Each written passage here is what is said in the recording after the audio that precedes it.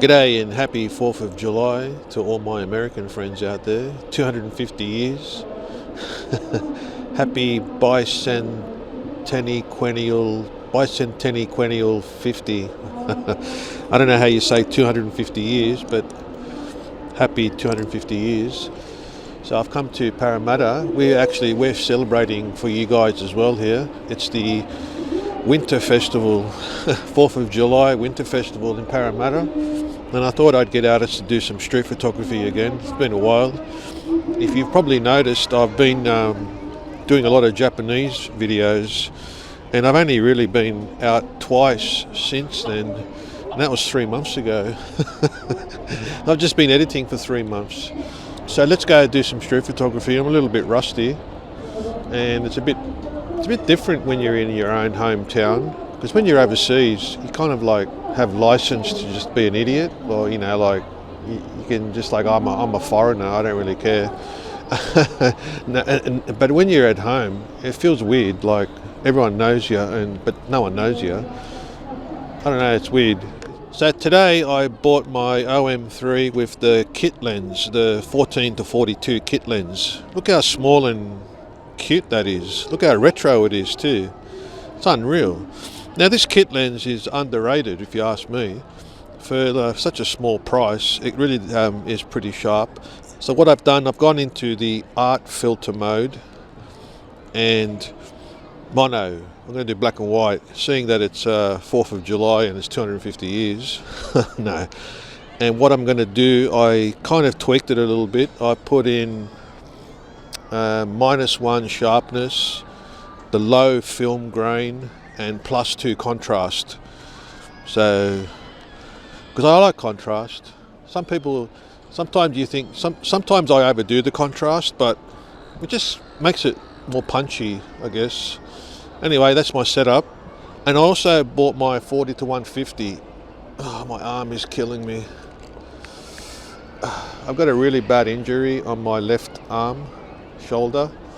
It's affecting my photography, if you ask me. I can't really hold the camera up very much, especially on a bigger lens when I went to the zoo.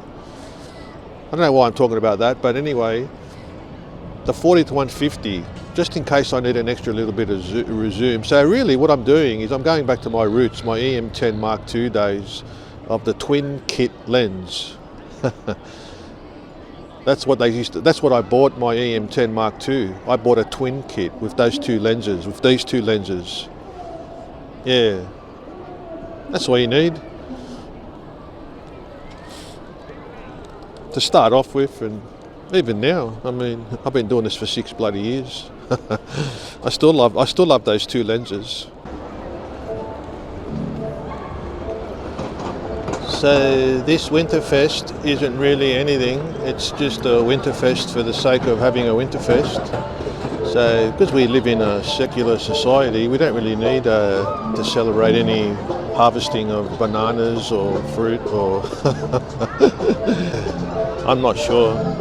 A lot of cultures have I guess a festival for the equinox, I guess, or something like that.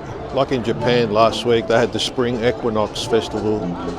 In here, we're just having a festival just to get out of that bloody house. And it's such a beautiful day today too. Crisp winter sunny day. That's what it is. And it's a relief really, because it's been pissing down for so long. Anyway, that's what I was saying, is we don't really need an excuse to have a festival. There's no religious or deity involved here. I don't know why I'm talking about that, but I was just wondering, I was just trying to Google what's this festival for, and I think it's just a winter festival. And I'm just scouting now, trying to look for some photos. I guess trying to look for a good spot where I can, what do you call it? Play possum. That's a Call of Duty reference. When you're possum, I think it's an Australian animal, but when you play possum, you camp somewhere and wait for people to walk past and you shoot them with your camera, not with your gun. Hello, possum. thought it was going to be busier. Maybe tonight. I think tonight, because it's like at winter, they have like a fire pits and marshmallows and things like that, and fireworks or fire-breathing dragons. I don't know. I just made that last bit up. Okay, I'm really struggling. I've just lost all my mojo, all my confidence. So what I've been doing, I was kind of camping, but I wasn't. There's a few characters. There was a guy with a patch. He looked like a homeless man, a hobo, and he kind of had a patch on and a jacket. I couldn't get a shot of him because I was a bit of a chicken, really. I thought he was going to bash me up. So I kind of camped myself here, and black and white really lends to this obelix here, especially with the light. Now the light is dying. It's only like 3 o'clock, but because it's the middle of winter, you see the light over there.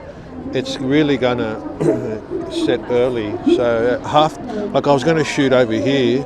That's all in shade.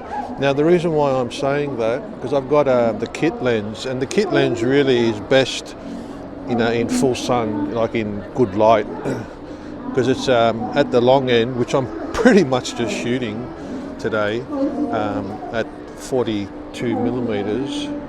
It's 6 point something, I think, or 5.6, I can't remember. But anyway, it's really, you get a lot of slow shutter. Anyway, but the light here is really nice. I like these pylons. I've really taken a lot of photos of these pylons in the past. They're really majestic.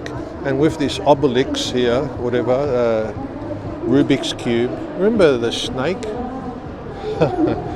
Remember that Rubik's Cube kind of snake toy that you could buy? I don't know why I thought about that, because that's what it is. Anyway, over here, wow, there's the reflection off that building. Okay, I was trying to get shots of this, because to see the shadow on the steps, you see there? But then these bloody people were jumping around like monkeys there, and I'm like, get out of the bloody way, because there's a guy walking down the stairs, and I want to quick. And then they were playing with their kids and they were running around. So you know what? I took advantage of that situation. Yes. And I took photos of them. Hopefully I got a good shot. There was one with the girl walking right into the light, hopefully with the stairs, and because what I'm trying to talk about, these pillars and that shadow there of the stairs, half and half.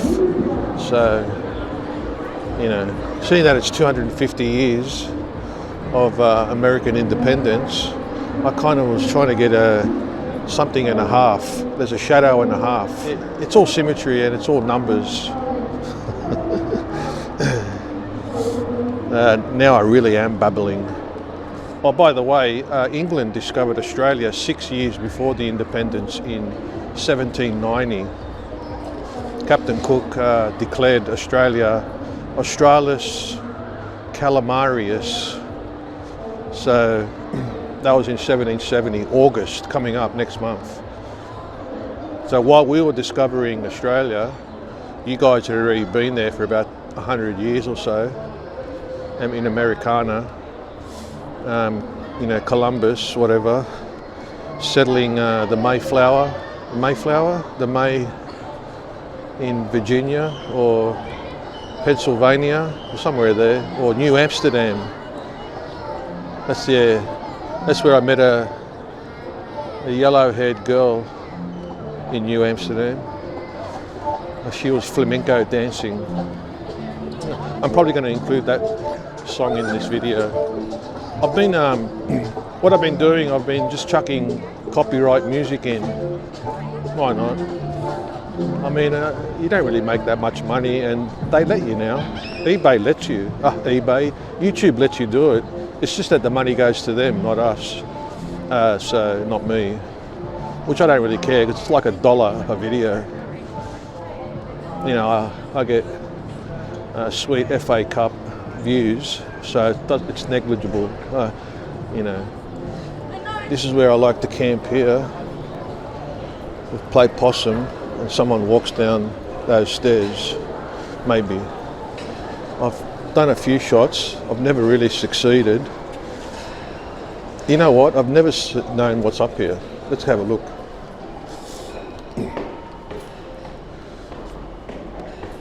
Oh, that would have been good. Well, the idea is to kind of camp at the base there and wait for someone to walk through, which would have been perfect because that guy was just walking. Bugger. This is the other side of Parramatta Square. There's some good shots here with those more pylons. That'll make for a good black and white. As what's his name, Gavin says, if it's good, if the shot's any good, here it is. And of course, if you're going to come to Parramatta Square, you've got to do the obligatory sky shot.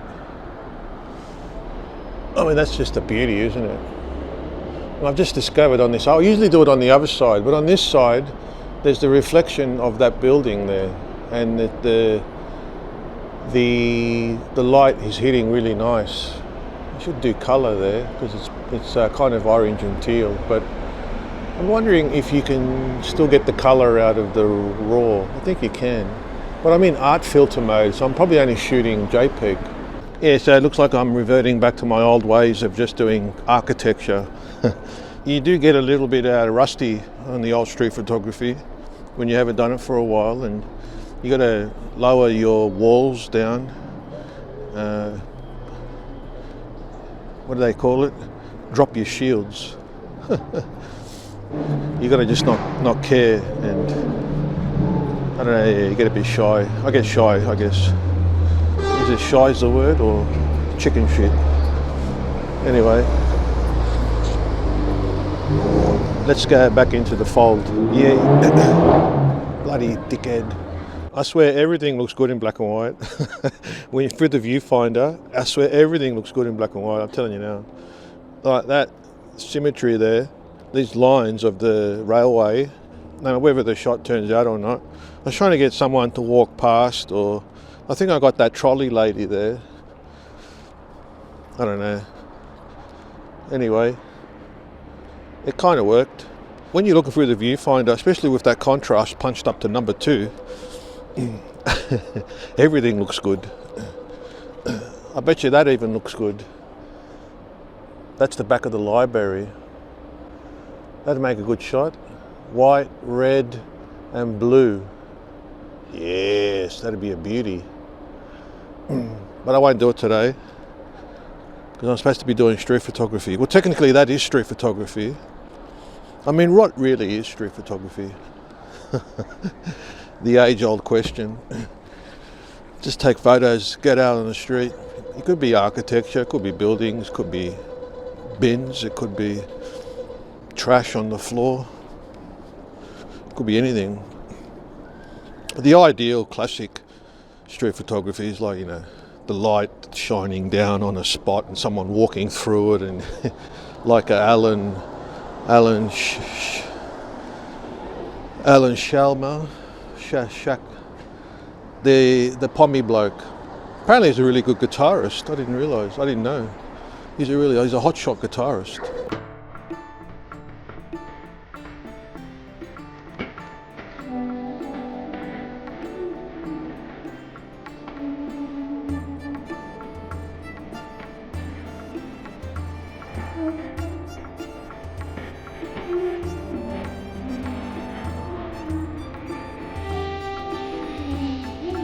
Lost down in the New Amsterdam, just got this yellow hair girl.